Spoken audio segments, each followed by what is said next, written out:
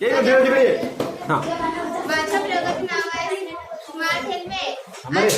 आज भारताची लोकसंख्या वेगाने वाढत आहे, त्याच प्रमाणात वाहनांची संख्या सुद्धा वाढत आहे। आज आपण बघतो प्रत्येकाच्या घरी 2-3 वाहने आढळतात, त्यामुळे रस्त्यावर वाहनांची गर्दी झालेली असते, त्यामुळे भयंकर असे अपघात झालेले आढळतात। जास्तीत जास्त अपघात वाहन वेगाने चालवल्यामुळे होते व आपण मृत्युमुखी पडतो। भारतात जगाच्या सरासरीनुसार जास्तीत जास्त अपघात भारतात होतात व मृत्यूचे प्रमाणही अधिक आहे। भारतात मागील वर्षी भारतात तब्बल 2,35,929 रस्ते अपघात झाले व त्यामध्ये 92,837 व्यक्ती मरण पावले। जगाच्या वाहन संख्येच्या तुलनेत भारतात 1% वाहने आहे आणि असे असतानाही 11% मृत्यू हे भारतात होतात। महाराष्ट्र सरकारने हेल्मेट सक्तीचे केले तरी पण त्याचे पालन होताना दिसत नाही। रस्ते अपघातापासून बचाव होण्यासाठी व डोक्याला मार लागू नये म्हणून मी एक साधा सोपा यंत्र बनवलं आहे। त्या यंत्राचे नाव आहे स्मार्ट हेल्मेट। या स्मार्ट हेल्मेट मध्ये 2 सेक्शन आहे, एक ट्रान्समीटर आणि एक रिसीव्हर। ट्रान्समीटर सेक्शनला आपण हेल्मेट म्हणून राहिलो आणि रिसीव्हर सेक्शनला बाईक।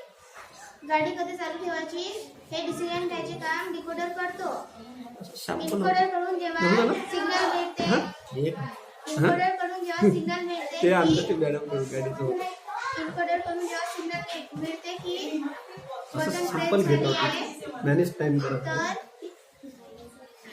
तर डिकोडर कडून रिलेला चालू करतो आणि जेव्हा इनकोडर कडून सिग्नल मिळते की बटन नॉट प्रेस आहे तर चालू असलेला रिले बंद पडतो व बाईकची मोटार आहे ती बंद पडेल। यामुळे काय होईल, वर्किंग जेव्हा आपण घे लवकर, जेव्हा आपण ही इग्निशन ऑन करतो, जेव्हा आपण ही इग्निशन ऑन करतो तेव्हा ही बाईक सुरू होणार नाही।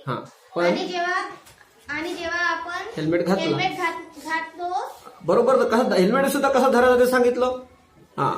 हेल्मेट आपण हे हेल्मेट घालतो तेव्हा ही बाईक सुरू होते। बटन बंद करून टाका तिकडचे।